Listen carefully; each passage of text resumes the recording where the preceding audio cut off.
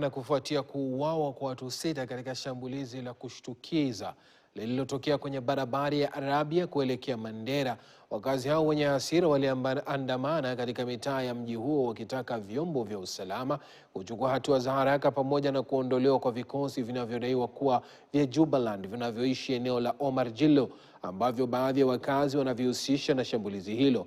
Mwandishi wetu Catherine Muraget na taarifa zaidi kuhusu maandamano hayo na hali ya usalama inavyoendelea kuzua hofu katika eneo hilo la Omar Jilo na Arabia Mandera.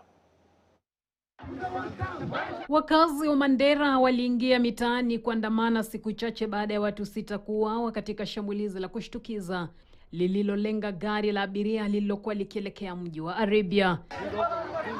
Waandamanaji hao waliwashtumu watu wenye silaha wanaodaiwa kuwa wanajificha katika eneo la Omar Jilo kwa kuhusika na shambulizi hilo.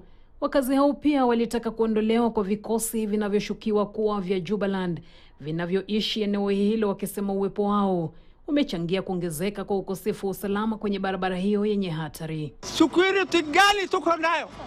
Nani anatulinda? Kwani hatuna serikali? Wapi serikali yetu? Serikali yetu iko wapi? Wako hapa density, wakubwa yao wanaishi hapa. Mko na habari, mtoe sahi. Waende! Despite watu 6 kuuliwa on Saturday, tena kuna vijana walipatwa katikati ya njia, wakachapwa, wakafituliwa risasi na pikipiki zao zikachukuliwa. Alafu leo asubuhi tena tunasikia watu walienda tena wakaanza kuchinja mbuzi ama ng'ombe ambao waliziona. Ng'ombe walichinja ng'ombe. So inatuonesha kwamba kama jamii ya Murule watu wanatuonesha kwamba hawajali.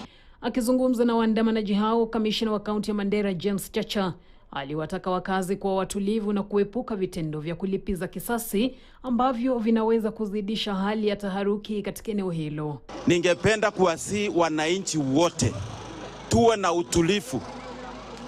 utulivu ili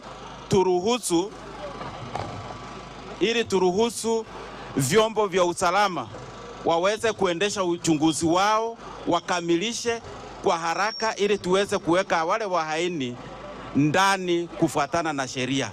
Mamlaka zimesema kuwa operesheni za kiusalama zimeimarishwa katika maeneo yaliyoathirika, huku uchunguzi kuhusu shambulizi hilo ukiendelea.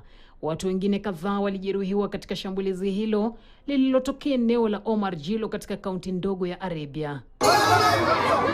Viongozi pamoja na maafisa wa usalama sasa wanatoa wito kwa wakazi kudumisha amani, kujizuia dhidi ya vitendo vya vurugu na kushirikiana na vyombo vya dola, huku juhudi za kurejesha utulivu zikiendelea.